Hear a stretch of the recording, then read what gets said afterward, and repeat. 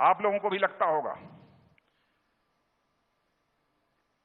कि इस समय भारत और चीन, इसको लेकर एक चर्चा है।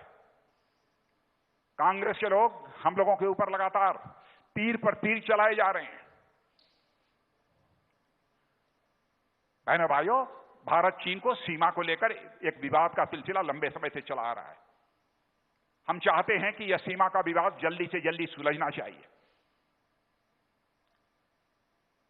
आज मैंने देखा कि कांग्रेस के वरिष्ठ नेता ने और साथ ही साथ राहुल जी ने पूछा कि, और एक और बड़े सांसद ने पूछा विरोधी दल के, कि सरकार को आकर बतलाना चाहिए कि भारत और चीन की सीमा पर क्या हो रहा है।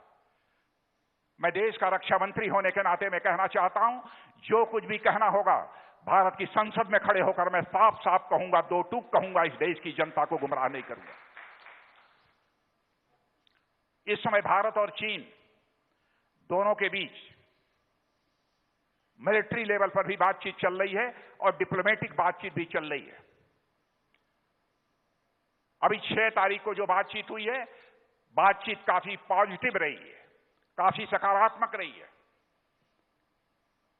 भारत और चीन दोनों इस बात पर सहमत हुए हैं कि आगे भी सीमा विवाद को सुलझाने के लिए और इस समय का जो टसल है उसे सुलझाने के लिए यह बातचीत का सिलसिला हम लोगों का आगे चलेगा। लेकिन मैं समस्त देशवासियों को मैं विश्वास दिलाना चाहता हूं, एक तो नेतृत्व हमारे भारत का एक सशक्त व्यक्ति के हाथों में है, नरेंद्र भाई मोदी के हाथों में।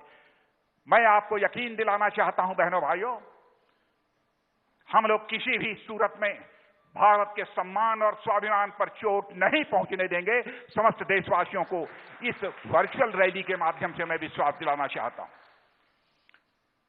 भारत की नीति रही है कि हम किसी के सम्मान और स्वाभिमान पर न चोट पहुंचाने की कभी कोशिश करते हैं और न हम अपने मान सम्मान और स्वाभिमान पर चोट बर्दाश्त कर सकते हैं। यह हमारे भारत का चरित्र है। इसलिए मैं कहता हूं, इसको लेकर बहुत हम लोगों को समझाने की कोशिश मत करिए। दो देशों का विवाद हो तो दलगत भावनाओं से ऊपर उठकर सबको एक साथ खड़े होना चाहिए। आप जब हम मांग रहे हैं, आप अपनी पार्टी की हालत देखिए।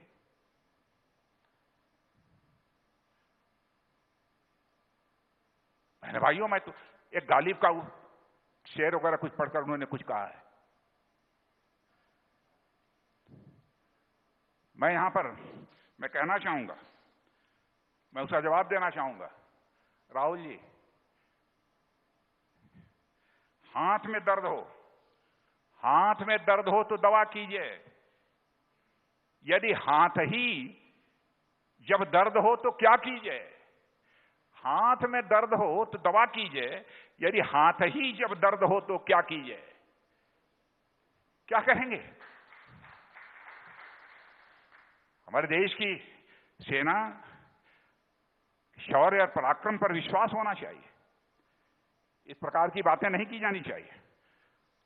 और बहनों भाइयों, मैं तो कभी कल्पना नहीं कर सकता किसी राजनीतिक पार्टी का कोई व्यक्ति इस तरीके से देश की सुरक्षा को लेकर कुछ कहेगा।